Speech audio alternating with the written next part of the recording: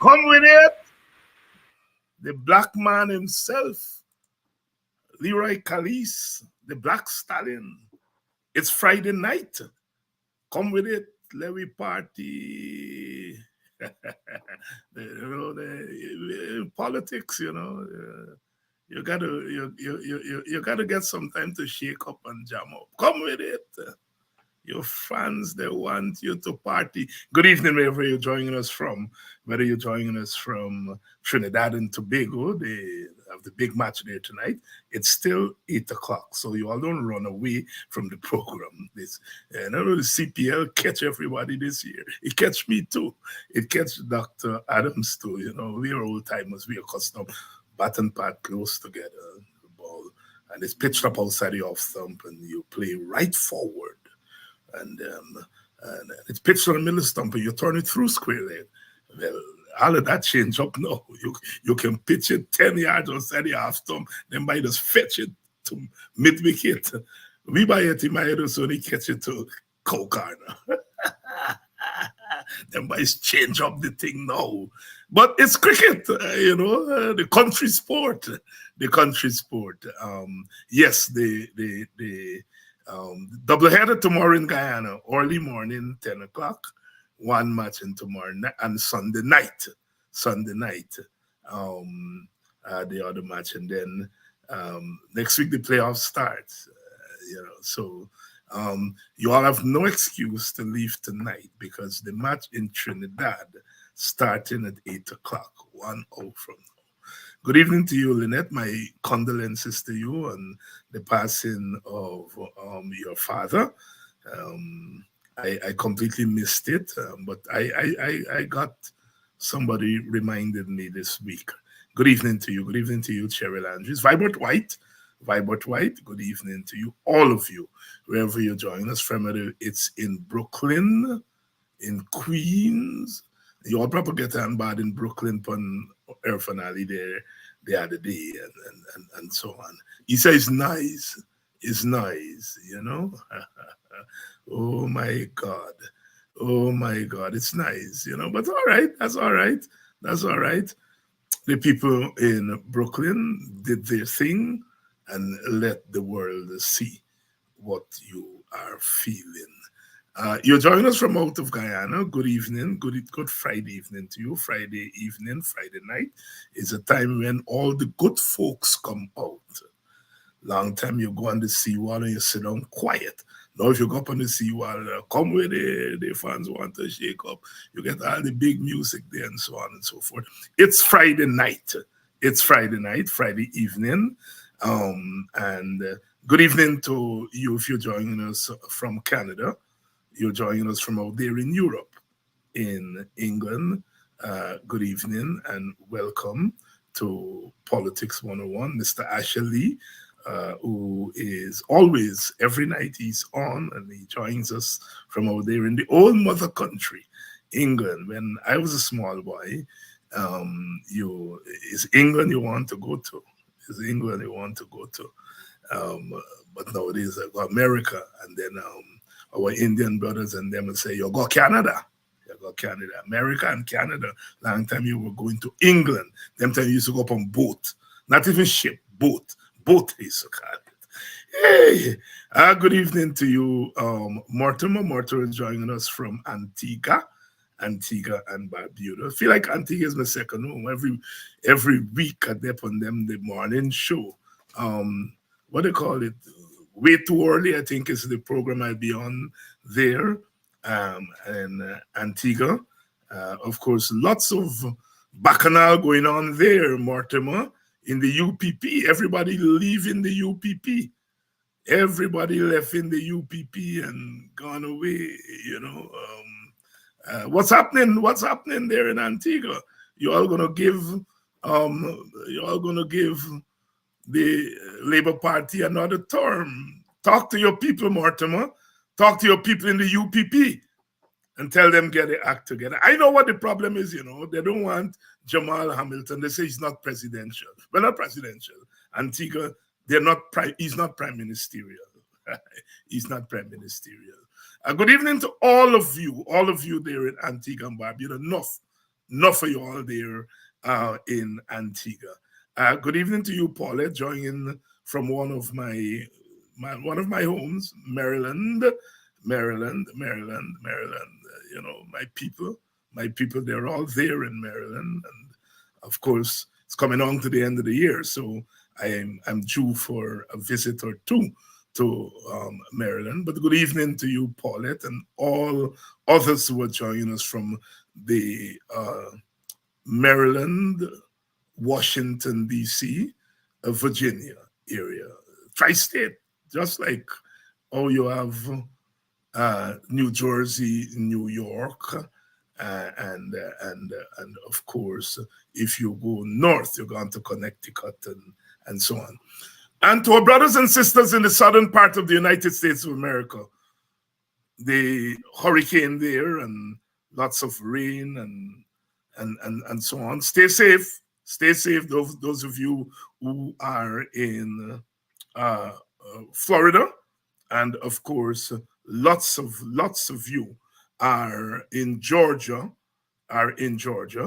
and if you come a little north of that, you're coming into where Dr. Adams is in Tennessee, and South Carolina, North Carolina. You all keep safe, keep safe, keep safe, keep safe, keep safe. Good evening, good evening, good evening to you, Jamal Aziz. I'm joining from Berbice, West Coast Berbice.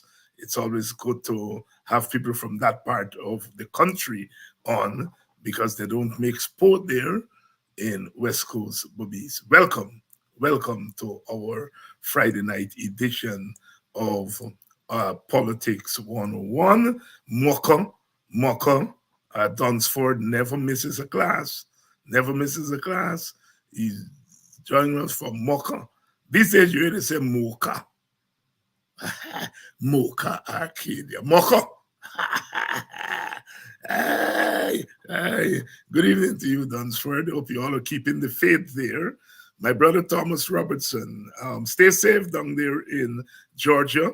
I know you're getting some rain there, but stay inside and stay safe. My sister Denise Booker, of course, is joining us from Brooklyn. Good evening, Denise. Good evening, Karen Black. Good evening, Marcus Skinner. Annette Cummins. Annette is what we call our in-house scholar.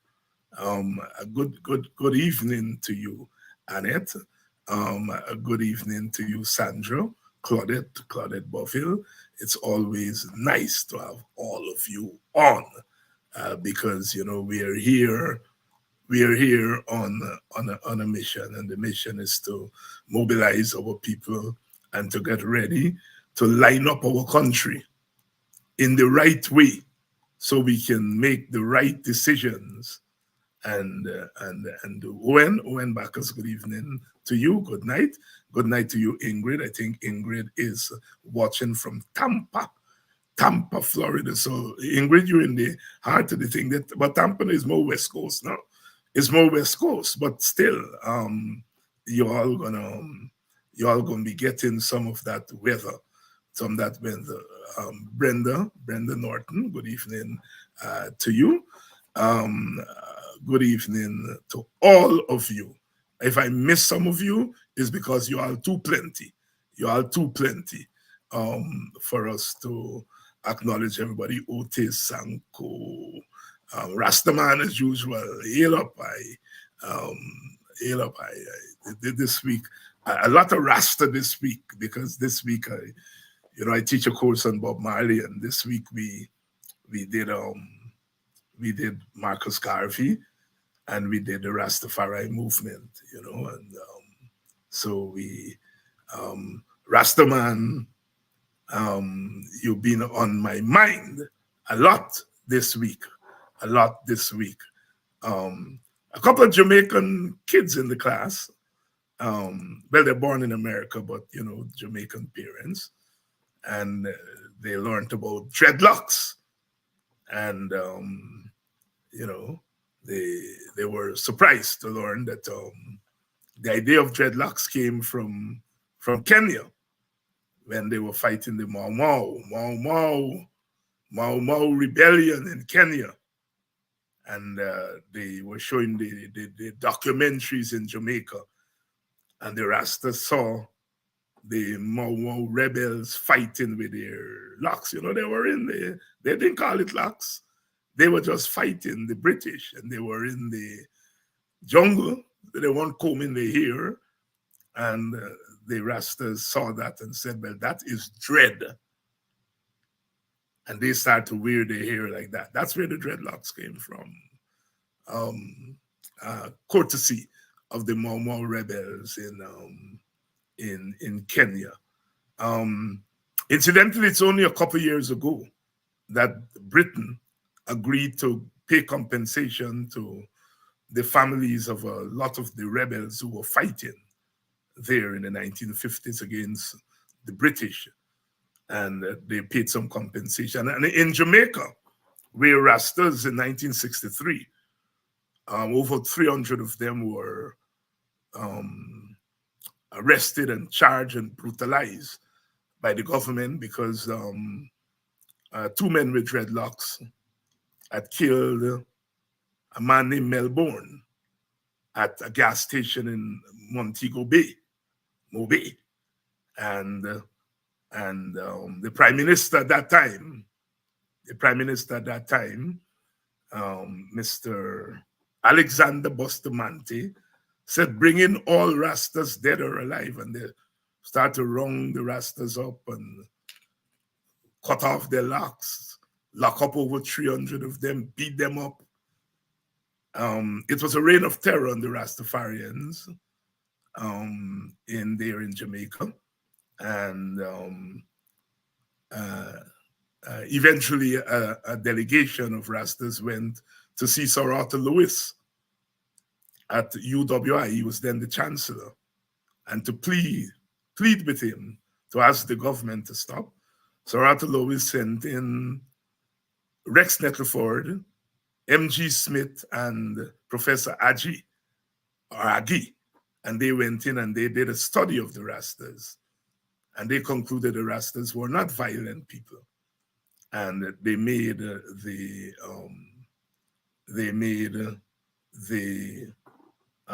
report available to the government of Jamaica.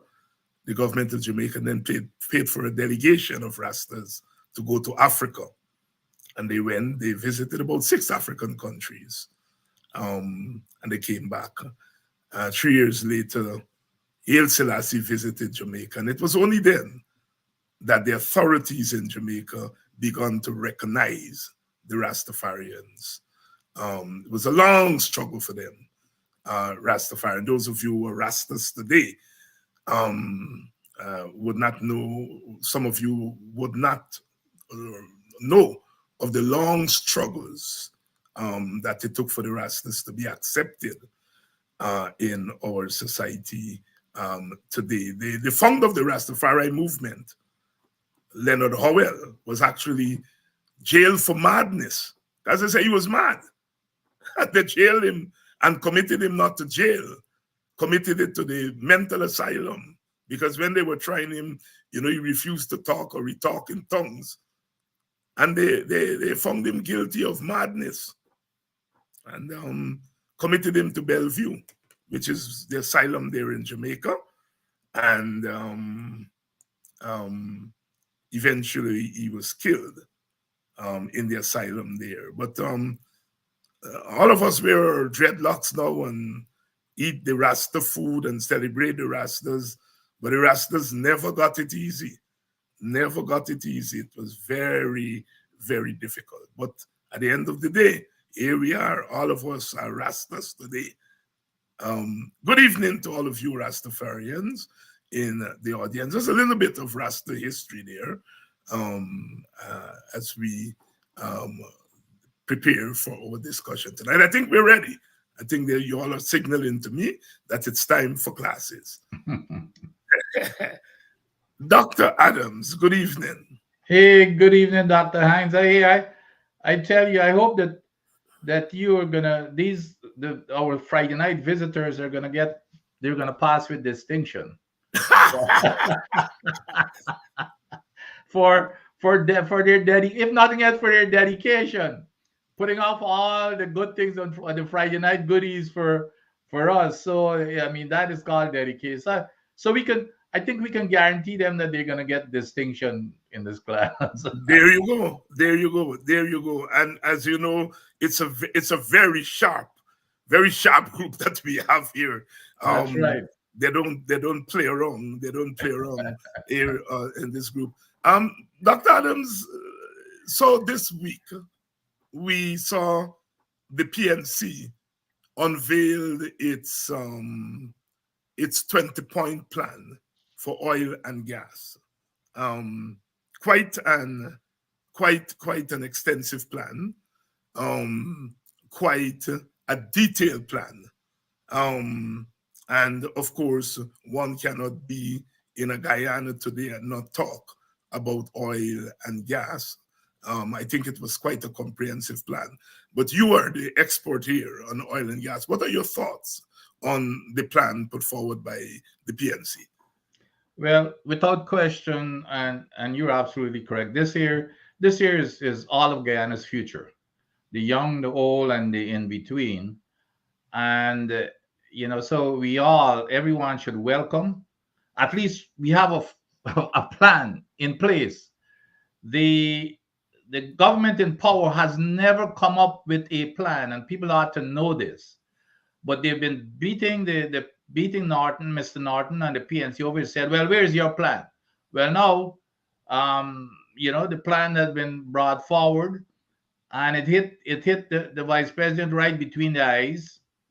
And unfortunately, he is not used to anything that says it's a plan, or anything that says that you're gonna have to, in order to come up with that plan. As you know, you're a professor. In order to come up with a plan or a thesis, you've got to do reviews, to review what exists so that you can understand what exists and to improve on that. So he's now jumped on. I listened to him yesterday, and it was really pathetic. He said all the plan has is this party, all they do is just believe in reviews and feasibility studies, and that's all they're doing, which is, first of all, a blatant lie. The two or three times a review was mentioned was, you do review. For example, it says here, we will review the existing draft of the Petroleum Commission and restructure as necessary to finalize the establishment of an independent. Well, you got to review the current existing one for you to finalize it, right? And then another place it says, um, where they're going to review the PSA, and it says we're going to do a top to bottom review of the PSA and then engage the Starboard Block partner to maximize the benefits of the oil resources. So those are the two places where the review was mentioned. But this man got up there and lying to the people that the only thing that this thing was saying is to do review, no action whatsoever. And then he says on top of it, he's not reading the second part of those sentences, which says, we will do review of the PSC and then engage the contractor to come up with to renegotiate this contract. You read the second part. So that is how deceitful and deceiving this man is. And then he says, Dr. Hines, then the guy says that there's nothing good about this plan. He said, let me see which ones are good. He said there's nothing good. Well, folks, you be the judge. Here's what this man's saying, that there's nothing good about it. It says within 90 days, the the government, the PNC will establish a distinguished advisory team in every single aspect, all specialties, to advise the government. Well, I could understand where he doesn't like that. I can see where he's saying that that's not good, because he doesn't believe in that. Like I said, he just, off the top of his head, he pulls thing out of nowhere, and for his own purpose. It says, of course, they will establish finally the Petroleum Commission that he said that they don't care about. They've shown that they don't care about. Again, he said that's not a good thing. But listen to this one, Dr. Hines. I'm sure you wish that he could erase number three. It says, to eradicate corruption and unethical conduct by government and contractor office, we will institute an inspector general's office to get the public involved with a 24/7 hotline, which is anonymous, so anybody can call in for whatever you see or hear, and they will have the authority to go and investigate. So he didn't like that. So he said that's not good. reinstate, and then of course it says we will reinstate all the environmental things that they've torn back, like the full liability coverage and the parent company guarantee and the prohibition of gas flaring and water dumping and all that kind of stuff. So that's also we're gonna they're saying we will immediately reinstate those. He doesn't like that. So that's those are the things he said he did. Then we'll make sure that safety and environmental protection is a culture and people would be held accountable. It says that we will conduct an in-depth analysis looking at all we're getting and looking at the price of oil throughout the history of the oil field for every year now, a projected revenue. So when you're planning your annual budget, that's what is going to be based on. So here again is the planning. He said, oh, that's not good. Um, then he said, the other thing is building capacity. Here, like building capacity, we'll conduct a national skills audit to make sure that we are that we identify where the skills gaps are, so that you can say, well, okay, here is when we put money into education. This is what we're going to be focusing on. They will. Here's another one. Said that we will develop a directory of registered diaspora in of O&G professionals and even beyond O&G professionals and businesses, where we would go to them. And then of course the number 10 is to renegotiate the contract, like that. Then we will look at setting up a national oil company, like that. And then it says that we'll do cradle to grave management plan. The stuff at the issue we just had on the East Bank at COVID. All of that would have been part of that structure, but that's not how we want. They want to give it away to their friends. So that's not what this is saying. This is saying there will be a government cradle to grave planning that will identify where landfills are going to be, all the treatment facilities available, and here's how we're going to do it. And then, of course, the EPA Act, Dr. Hines and the audience, was written in 1996, before oil was even contemplated to be discovered. So it says nothing. I don't think there's a single word in there that says oil and gas or petroleum. So what it says here, that we will go and review and conduct the reviews of all the legislation, and develop and revise the EPA Act to accommodate not only oil and gas, but all the development that are being caused by oil and, resulting from oil and gas. Then it says the other thing is transparency. For full transparency, we will institute a publication of information protocol that is available to anybody, readily available. You can go any place to get that information, including petroleum updates, reserves, all the contracts, all of the agreements, every single thing that comes into the government will be readily made available. And then, of course, going to look at the feasibility, finally look at the feasibility study as to how the oil and gas, how the gas is being utilized, and then conduct a review of the natural resource fund and restructure as necessary. So those are the kinds of things that are there. And he says he doesn't like any one of them, which is not surprising. But then Well, of again, course, he doesn't like them because they don't come from the PPP. He doesn't like anything that talks about oversight. that's He right. doesn't like anything that talks about good governance. Yeah. But I want, for the purposes of this audience, Dr. Adams, for you to address some of the points there in that 20-point plan. I was drawn by the first item there where talks about the advisory committee. Last week we were on here, and I had blurted out that that an advisory committee is something, and I remember your eyes lighting up, because I think you were saying, well, Dr. Hines is becoming an oil and gas expert now. But talk to us about what an advisory committee, Right. as the PNC has put it there, how that is going to help with the governance and oversight of the oil and gas industry. Well, first of all, let's compare to what we currently have. What is the oil and gas committee right now, right? It's a Yes, one man. a one person story. That Yeah. has no idea on any subject that he speak about.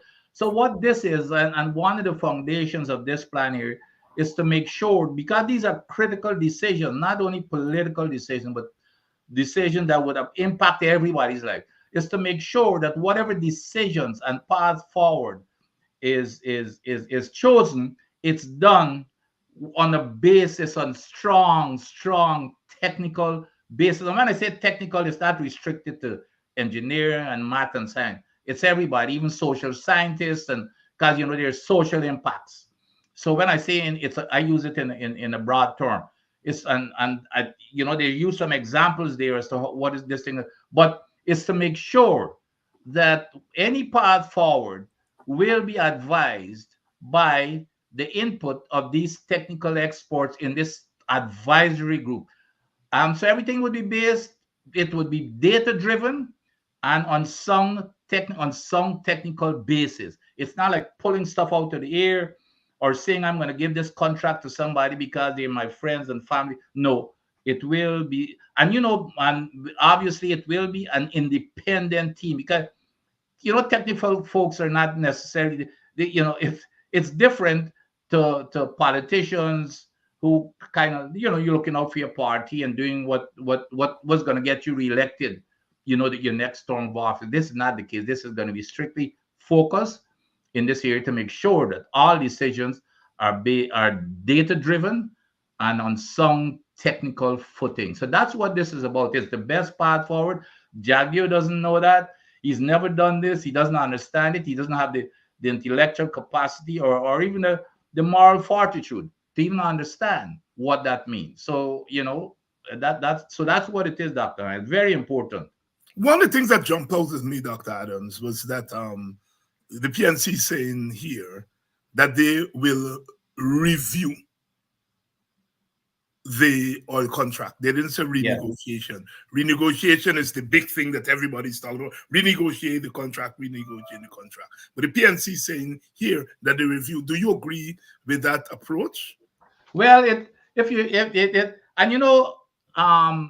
our good friend Mr. Norton has always been, and he's much more politically savvy than I am. So um, he's been talking renegotiation, but not using the word renegotiate. So here's what he says, but it means renegotiation. It says, considering the vastly changed conditions since the signing of the 2016 Starbuck Block PSA, and consistent with Article 32.1 of the PSA, which says that you're allowed to renegotiate. We will complete a top to bottom review of the PSA. But here's the other part of that sentence. We will conduct a top to bottom review of the PSA and then engage the Stabroek Block partners to maximize the benefits of the oil resources to the people of Guyana while ensuring a fair share of profit for the Stabroek Block partners. Now, a lot of people say, that I think it's a very nice, crafty way of putting it in there to say we will renegotiate. And Aubrey has been, Mr. Norton has been shying away from using the word renegotiate. However, that's what this statement spells, that he's saying we will renegotiate, but we will do review first, which makes sense. You do review of the, and here are the key words, top to bottom, which means every single word in that contract will be looked at with the input from these exports that I'm talking about, Dr. Hines. The exports in every single field: business, engineering, social, science, political. Everybody going to look at it and say because a lot of people sees things differently. So when he's saying, when we look at this contract, when we review it, then we're going to engage the Stabroek partners and say, here, this is what we believe is best for our country, and that's going to be the starting point. So yes, it is. It doesn't say renegotiate, Dr. Hines, but it means renegotiating. Yes, yeah. But it makes sense. You got to review something That's to right. determine first of all if you got to renegotiate, That's exactly correct. and if you're going to renegotiate, what aspects of it you will renegotiate, That's right. um, and so forth. So I get your point there that a review is a prerequisite for renegotiation. You know, no, there are issues and areas of the contract and in its administration that have been attacked relentlessly by those who are opposed to the contract in its present form. Um, have these been addressed in the 20-point plan? Yes.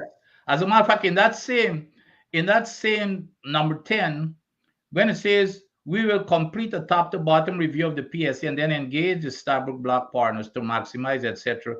The next sentence is say the review will include, but not be limited, include but not be limited to ring fencing, all tax regime, environmental responsibilities, decommissioning, transparency, the timely reporting of information, regulatory oversight and real-time monitoring, auditing, local content, shared management. This is a new one here now.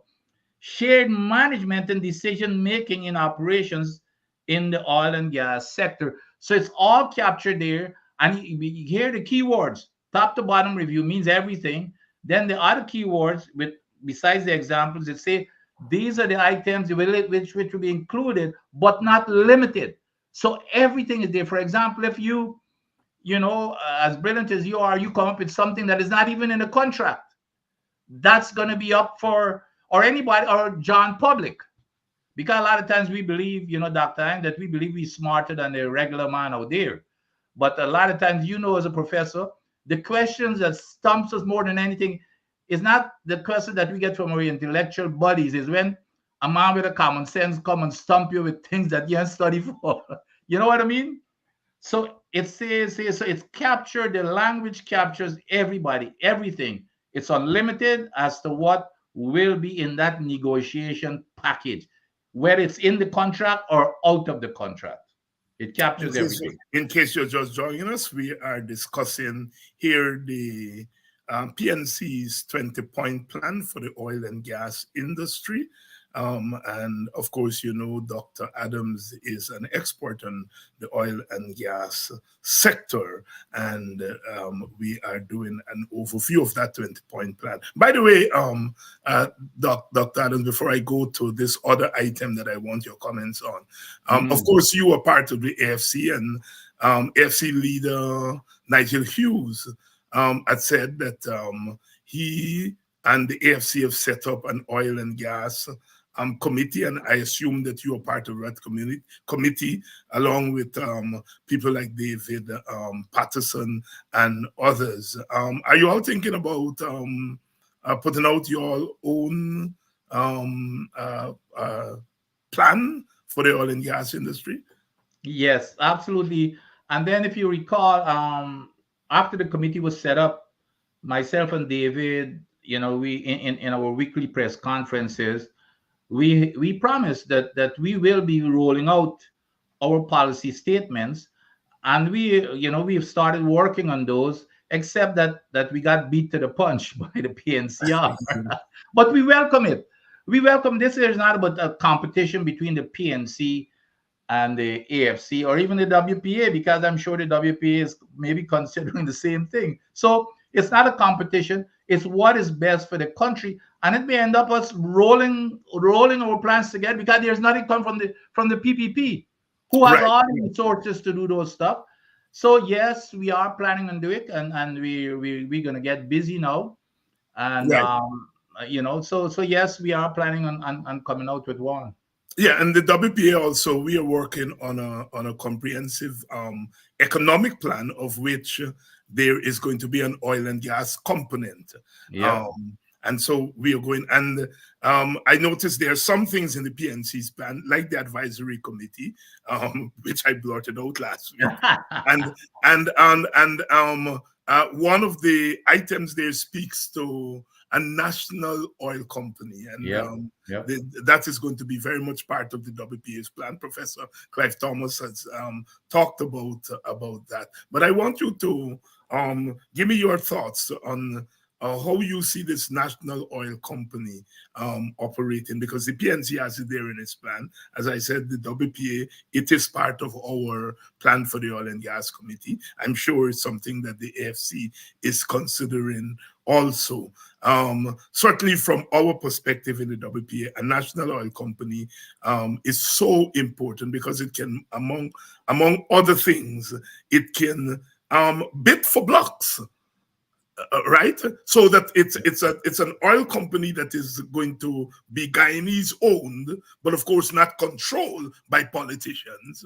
Yep. It would have some autonomy to go out there and bid for blocks and so on, so that the guy their company can own blocks on behalf of the state of Guyana, not the government, right? So the state of Guyana. But uh, uh, talk to that national oil company and tell our audience how important, if you think so, how important it is for bringing Guyana into benefiting more from our oil and gas if we set up a national oil company. Very, very, very, very important. And as you said, probably the most paramount importance is when you set up such an organization, all that comes thereafter is going to be is going to be modeled off of a business entity. You got to be profitable. So it's going Yes. to be like an independent type of a cooperation, and which means you got to be competitive. Which means that politics, you can't allow politics to interfere with your competitiveness, because now you set up a national oil company. Not only are they allowed to bid on blocks locally, within Guyana, but now they can go and bid on blocks in any part of the world. Hmm.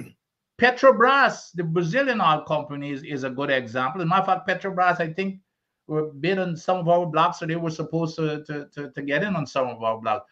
So, and the most important thing is to develop that technical capacity that we do not have anything of, and the government is out of it. So they would essentially be looking after the interest of the government in terms of even, even being where it's partners. We talk about, look at Exxon right now. Let's say you have a national oil company with a kind of expertise, and even if, let's say, Exxon won, what we would do, in my opinion, if I had anything to do with it, is say that we will have a co-management system where, even though we are not basically partners, or you can even put that as part of the contract, that where you have to be partner in some way, whatever the percentage is. There are different models, but we would say, well, okay, we would have co-management of this operation, and that's one of the things that is here, by the way, even without the national oil company, where decisions are made, by this management team which is like a board, but we would have representation on that board. And even without a national oil company, that's normal. It happens. A lot of countries have that model. But going back to the national oil company, yes, there's no question that I believe that we should have one, and that's part of the plan that is being put forward here.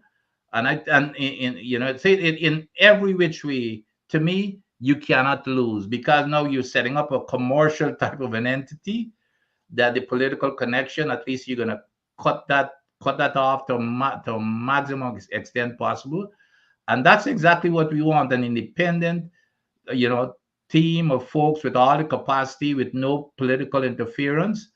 And so it's a good thing. Now, there are three basic ways in which, the thing is what you got to start thinking is, how do you get there? It takes a lot of resources to get there. And one of the ways that I like to, I think the way that we ought to go, and that's getting in a lot of details, but one that is that it's funded by, like, now it's Exxon, whoever's our operators, and while we're setting it up, and they would help us develop the team, the training and the mentoring to develop that team, and somehow they're compensated through the oil revenues. So though, but there are three basic type of models as to how you get there. But that's going to be coming in part of the plan. So right now it says that our intent is to do that. That's what it's saying here in the plan. And then the next stage would be how do you get there, which is exactly what's going to be coming out. Each one of these things. So folks, when you hear the vice president comes up with this foolishness that, well, it's only about reviews, that's nonsense. It's a lie to start with, in terms of review, because when you say review, the next sentence is based upon the reviews. I know they don't know anything about reviews, so he wouldn't understand that. But it's very important that you understand that when they say reviews, it's not only reviews, it's action. And this national oil company is very important in terms of planning how you're going to get there. And every one of these has the same thing. It's a plan ahead. So every one of these will carry a plan with it, with the details. So when you hear him say there are no details, there in no policy statement there are details. None. No politician knows anything about how do you plan a technical project. None. But no, let me take that back, because Jack Deere believed that he knows, because you remember the gas to shore project. He said it's a no-brainer. It's his no-brainer. There was no study done. He's telling people that you're going to produce at 4 cents per kilowatt hour. He can't prove anything. Everything is what he says. He cannot show you where that study has been done by the expert to determine that. That's the big difference here. This plan is saying that the to be government will be doing those type of things. We are discussing tonight the PNC's 20-point plan for the oil and gas industry, doing a kind of overview of it. And we would like to congratulate the PNC for rolling out a plan on the oil and gas. Dr. Adams has said here that the AFC is working on their plan. And we in the WP are also working on a broad economic plan, of which an oil and gas component is going to be very much part of that plan. Doc, number 3 jumped out at me because it has that big C word inside. And I'm sure you have it in front of you. If you can read for our audience what Yep. number 3 says there. But I think that's the one that hit Jack Deere between the eyes, and I'm sure he sweated when he saw that, because that's not part of his forte. It says number 3, to eradicate corruption. Again, to eradicate. It didn't say to lessen corruption, because people would be held accountable. It will be eradicated. To eradicate corruption and unethical conduct by government and contract officials, we will institute an independent inspector general's office with a 24/7 anonymous hotline to involve the public in reporting any knowledge or appearance, not only knowledge of, appearance of corruption. The IG office will be adequately resourced and vested with the authority to conduct independent investigations and, where necessary, recommend prosecution. So it's clear that well, there are two things here. It's clear that the public will be involved. This is not just leaving it in the hand of people like Jagdi and them, where corruption occurs and they turn a blind eye, and they claim that they send people on they got their leave, but they're still on the payroll and that type of stuff. This here, it would have a clear process where people, and involving the public, by the way, because the public are going to see and hear things. You and I know that if you go to a streetcar and stuff, you hear stuff that a lot of people don't even know, but people are afraid to talk. So there's going to be an anonymous hotline. Anybody can call in, and the inspector general's office would have to respond to that calling and then investigate. If it's a no, never mind, or it didn't, or there's nothing there, that's how it's going to end. But if there's something there, there will be prosecution as necessary. Now, this is exactly every single government agency, by the way, in the United States. They have an IG office, and if you recall, up to even President Trump was investigated by an inspector general office. So this is something that has worked, and it will help eradicate corruption, which is something that Jagdeo, no wonder he says he doesn't like it. So he's on the record saying he doesn't like it. He doesn't like it. And in case you're joining us, of course, we're talking oil and gas here tonight with Dr. Vincent Adams, Evan Rade Posado. I love you, Evan. And Evan, you're saying neither the AFC nor WPA are winning, and I'm using your language here, not my language. Neither AFC nor WPA. It should be is winning. But you say R, Evan. We all make a little mistake with the grammar sometimes. I learned since Vincent, since we there in fourth standard, they say when you say neither, either. No, that's right. They teach me that in fourth standard. That's right. Evan, be careful. Either or. The thing you remember those things, either or, neither nor. Neither nor. Evan, be careful when you're writing in public place because you'll get yourself, we get some sharp people, they eat you raw. Evan, I know you mean neither the AFC nor the WPA is one seat in 2025. Evan, they put you on the rigging team for the PPP. Almost they're paying you to rig the WPA and the AFCO, so you already start rigging. So you might got the results. He got the results. Evan, you're skinning up yourself here tonight with your grammar and your rigging work. I wouldn't block you, Evan, because I use my friend. But watch your grammar. Watch your grammar. You, me, and Dakar, we write camera entrance around the same time. They would bust me ass for saying neither AFC nor WPAR. Evan, if I had a wild kid here tonight, I would have bust your tail for your wrong grammar. he like we got to teach you the difference between or and nor or and. Yes. Evan, they put you on the team for start rigging, so you don't know who gonna get seat and who gonna get seat. And he even went further than that. And the man know the numbers too. You know the number already. It's 0.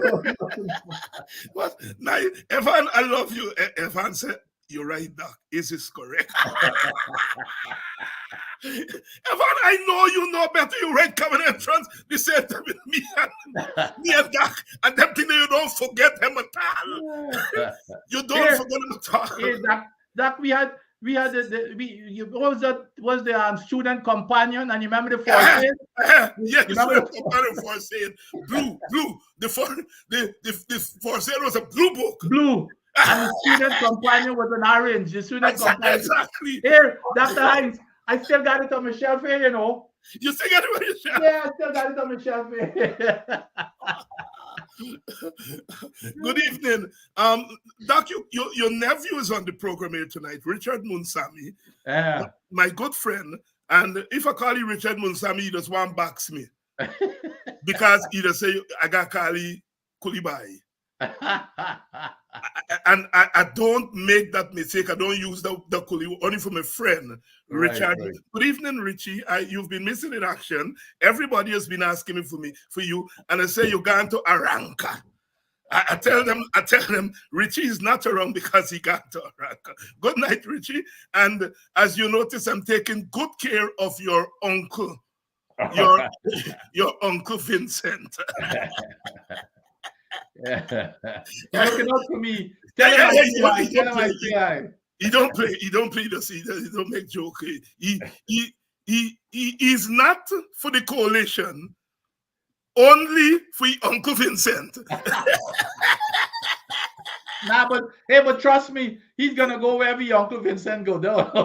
Thank you. Keep walking, Penny. Keep walking, Penny. It causes loyalty. It causes loyalty. Doc. Of course, I'm going to have the PNC on.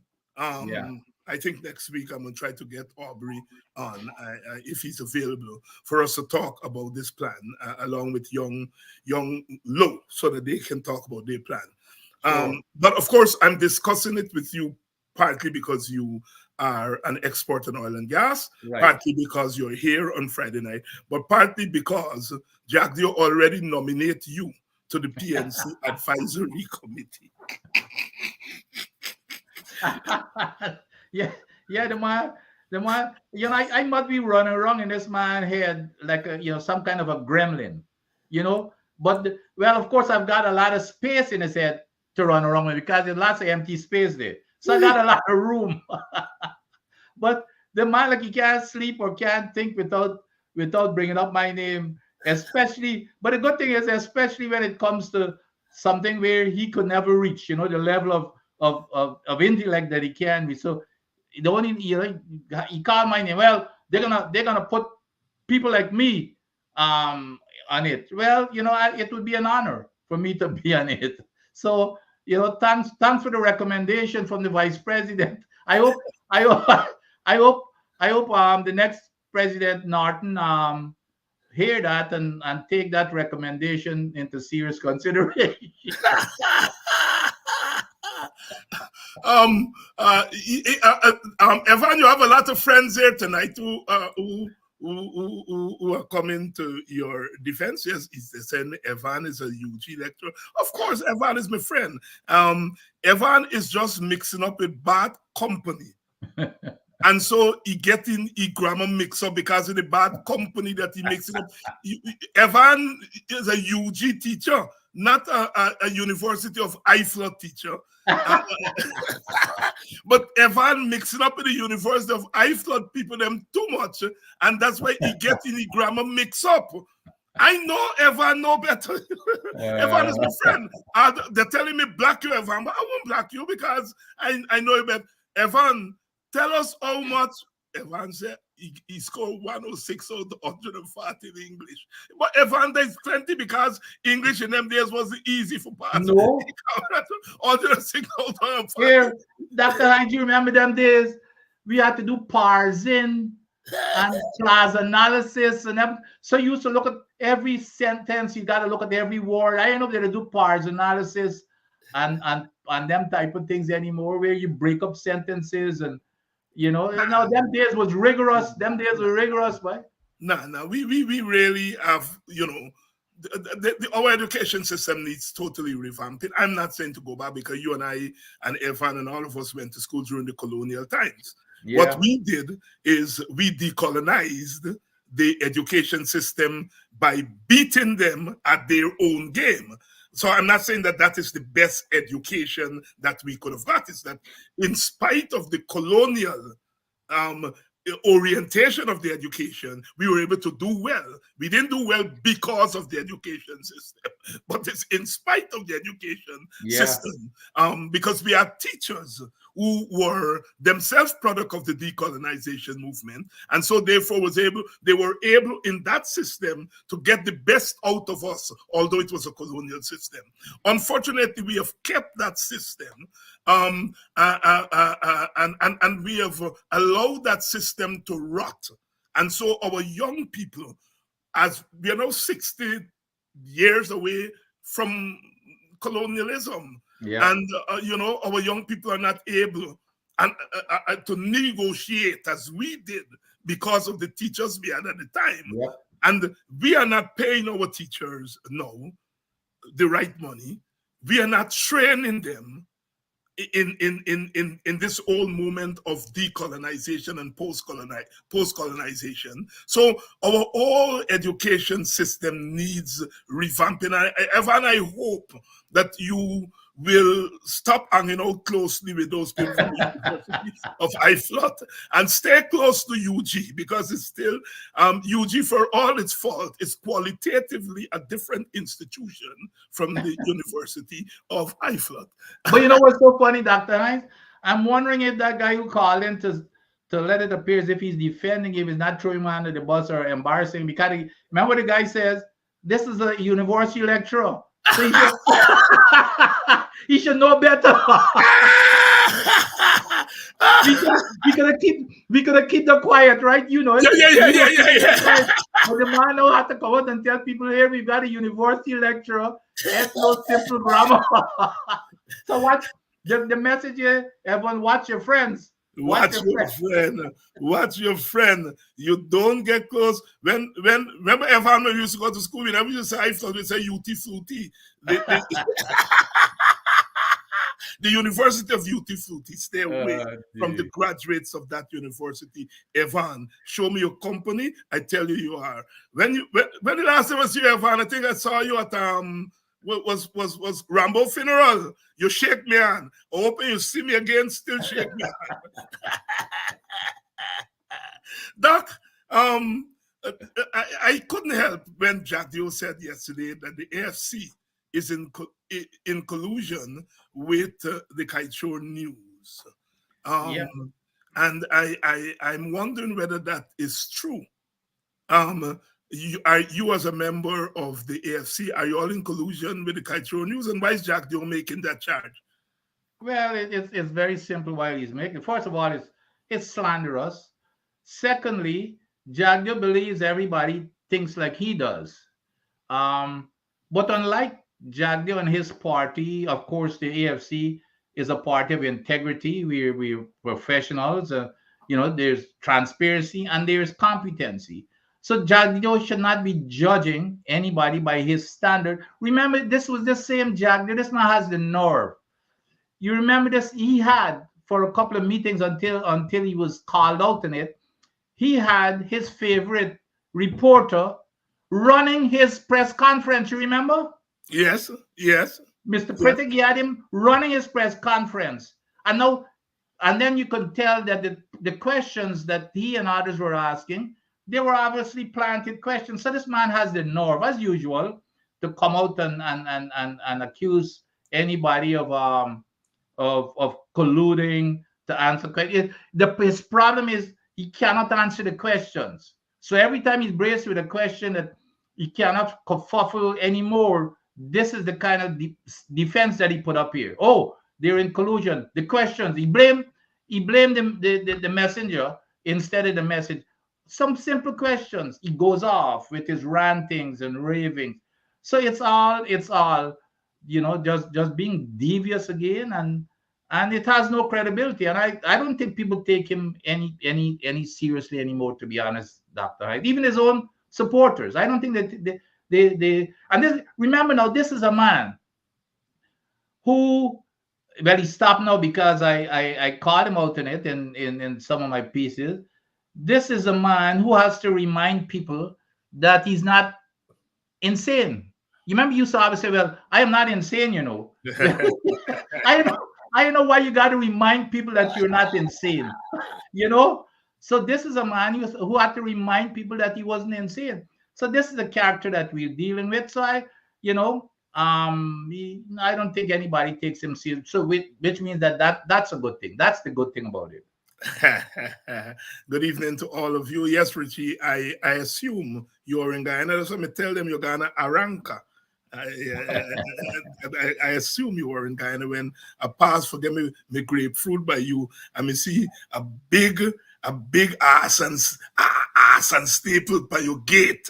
So I Like you, Richard, that your own little story there. yeah, you bring the ass and staple from Kildone and get a big penny gate. Me go there for look for me grapefruit and he lock up the yard tight. I assume you were in Aranka, Krista, Richard.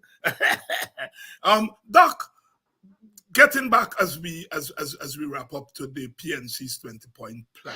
Mm, Um, we know that the PPP doesn't like feasibility studies. yep, It doesn't like plans. It doesn't like anything to do with order. All right. yep. Um, and so tell our audience how important things like feasibility studies and plans are. Why it is better to have a plan than not to have one. Critical importance. Again, I go back to the United States government, which is the most efficient government in the world. I'll always brag about that. Because I had to work with lots of international governments, representing the U.S. government. But The one thing that they always embed in you, and that you all of your training, every whatever your training, you must have a plan. You must have a plan. When you go to, for example, when you go for money from your politicians before it goes to Congress, you better come up with a plan, because they're going to question you. When it goes to the White House, they're going to question you. And then when it goes to Congress, of course, they've got their political motives too. But you must have a plan. Do you know how the budget cycle for the United States takes almost an entire year? As soon as the one cycle is done, the Yeah. next cycle starts immediately. So all of that is planning. So when you do a plan, then all you've got to do now is execute a plan. But if you don't have a plan, guess what, Dr. Hines? Every single day you're going to be pulling stuff from out of the air. Okay, and that's exactly what Jack Deere does. I mean, listen to his press conferences. There is no plan. You must have a plan for, and not only when you put the plan in place, like in basic project management, when you put that plan in place with how long it's going to take, how much it's going to cost, you also have to monitor it and track it to make sure that you're tracking it correctly. There are measurement criteria that you apply the measurement criteria, and we're not doing that in Guyana because we do not have the methodology. Even on our projects, I hear in Parliament, we ask, well, okay, what's the status of the project? And they said 50%. Well, there's only one way um, that you can mathematically measure the status, and it's called our earned value management system. And to be honest, even within the Department of Energy where I worked, we only started with introducing it. It was with the military since in the 50s, and we only started introducing it in the early 90s when Congress said, something, I don't like this, because today you come and tell me one project is going to cost 5 billion, and then next year when you come back, tell me it's increased to 7 billion. You better get your act together. We set up an entire department, an entire, like, a separate agency for planning and budget. And you better be able to track, and you better be able to pick up if something happens, like COVID, for example, it gets in your way. You better be able to pick it up immediately so you can correct it and defend what you see. But we have no such system. So the wastage, when you don't plan, Dr. Hines, the wastage is unbearable, Yeah. Yeah. because you don't know what you're doing. And then when you go and you hire on top of that, again, it's planning and making sure that the work is executed properly, and you measure the work to make sure and you have qualified people. When you put your plan together, you've got to make sure that here are the qualifications of the people to do the job. You don't just go and pick a friend who's your favorite reporter, for example, and give them $1 billion of contract. That is abuse of government funds. So that is it's really, really critical, because the money, I bet you, if let's say somebody who's very knowledgeable in managing projects and evaluating project costs, I guarantee if they come to Guyana and decide to go through, I'd be willing to bet you that they would see at least 50% in wastage. People say it's 20% or 30. I bet you, because I know there's nothing of the sort in Guyana in terms of, and it has gotten bad. The previous government, the coalition government, was moving towards that direction. The independent MPTAB, because I was one of those who thought that even they were too bureaucratic in things that they were. But it was a good thing. The more bureaucracy you have, at least you're getting more. But now there is none whatsoever. The politicians are all involved.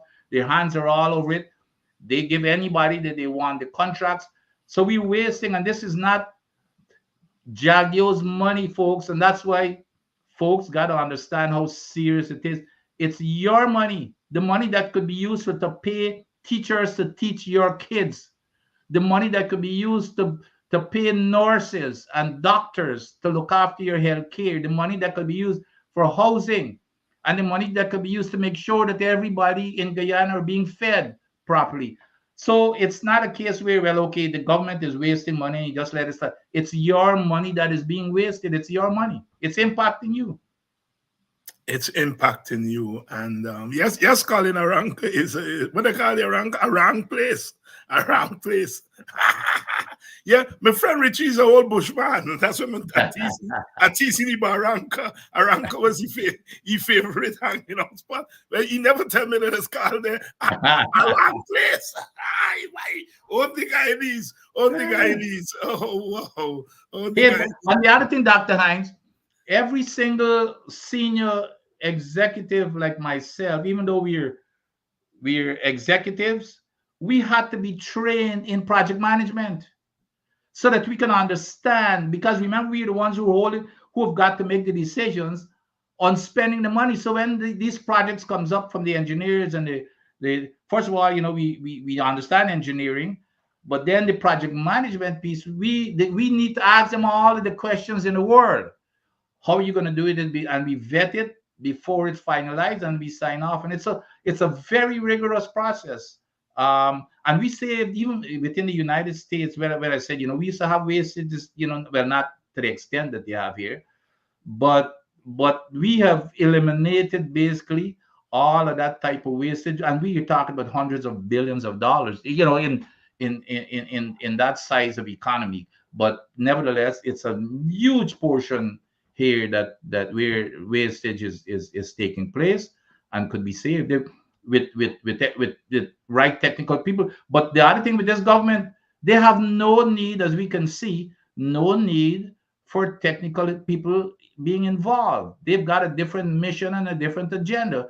As long as they can put money in their pockets and give it to their friends, their contractors who have no clue. And then, I mean, look at, like, again, look at this sluice thing here with their favorite person. On to now, how many extension of the project we've gotten, and the extra cost that is costing us for a simple sluice.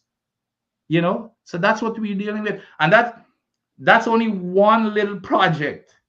That's just one compared to the big ones that are suffering the same thing. That are suffering the same thing. Dr. Vincent Adams here on a Friday night, and tonight we were discussing the PNC's 20-point plan for the oil and gas industry. I am going to try to get someone from the PNC here next week, Young Low and the leader, Aubrey Norton himself, for them to give their perspective on their own plan. Dr. Adams was giving us an overview of the plan here tonight in his capacity as an oil and gas expert. And I'm sure that when the AFC's plan is finished, that they will be on here along with the WPA's, with their large economic plan, will be here for us to discuss these plans. My brother, thank you very much for coming through. On Sunday night, we'll start early at 6 o'clock because the game is at 7. Okay. And in any case, Butcher usually likes to leave. He usually like to leave early on the first Sunday of the month, so you can get to leave early this Sunday. So I'll see you at 6 o'clock on Sunday. Thank you very much, my brother. All right. Thank you so much, and thanks to the audience too for listening. And thank you, the audience, for staying with us another night, another Friday night. We are, of course, doing serious work here, some education. As Wardworth McAndrew could say, we get education, we get learning, and we get teaching that's going on here. Evan Prasad, my friend, I know I robbed you a little bit tonight, but my apologies, I couldn't help it. Please, Evan, if you're in the rigging business, please rig at 2 seats for the AFC and at 2 for the WPA, because you have informed us tonight that you are part of the advanced rigging team. Rig up with 2 seats each. Richard, you know what you got to bring back for me when you come in from Guyana. you know what you have to bring back for me. And when you come, don't hide from me. Don't hide from me at all, because I will come and find you. I will come and find you. Thank you very much, all of you. And I'm going to see you all on Monday. And those of you who are into the business of cricket, we'll see you all on Sunday night.